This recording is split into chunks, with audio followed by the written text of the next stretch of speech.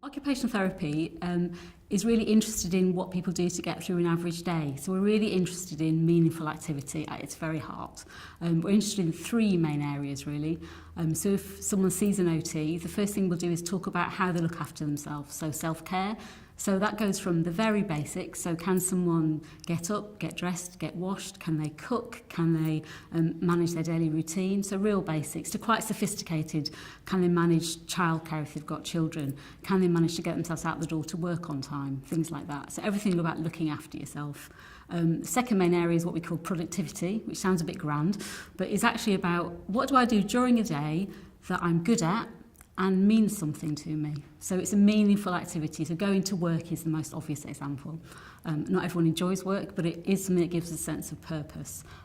Education, that's another one, especially for younger people. Education forms the framework of children's lives until they're 18, so it's a very important thing.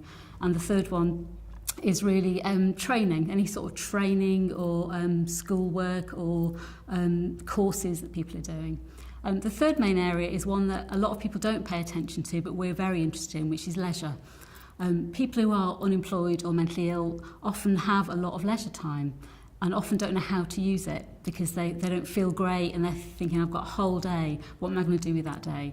So we help people to identify things that they're interested in.